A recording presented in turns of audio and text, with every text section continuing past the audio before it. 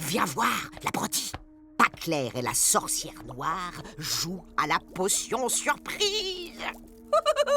Ah oui, on ne sait pas ce qui va sortir du chaudron, c'est ça? Mais c'est difficile d'avoir 2,7 écailles de lézard ou 7,03 poils de chauve-souris. Et aussi d'avoir 3,25 pépites de perlimpinpin ou 6,84 larmes de fée. Ce n'est pas facile à mesurer. Ah, il faut trouver l'entier le plus proche de ces nombres. Oui, dans son jeu, Paclair a 3 écailles de lézard. Et la sorcière noire a la carte 2. Oh, lequel de ces deux nombres est le plus proche de 2,7?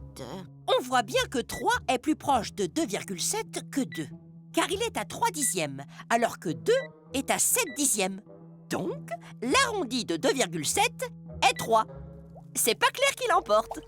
Au suivant maintenant, les griffes de chauve-souris. Quel est le nombre le plus proche de 7,03? 7,03 est-il plus proche de 6 ou de 8? Avec le 6, on est à plus de 1. Il faut choisir le 8 pour être à moins de 1.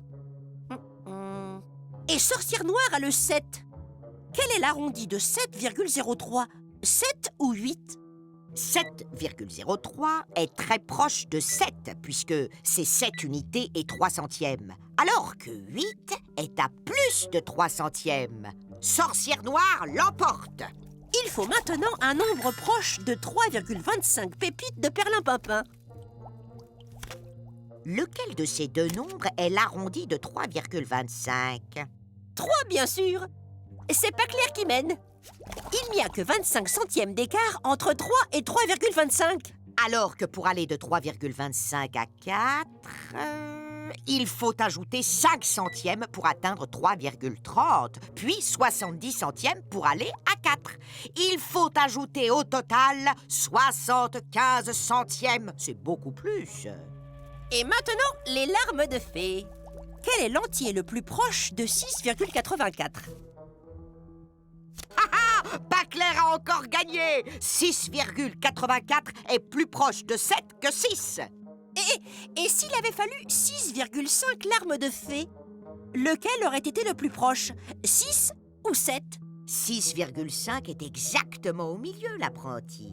Mais par convention, l'arrondi de 6,5, c'est 7. Oh, mais attention! C'est pas un demi-dragon, ça?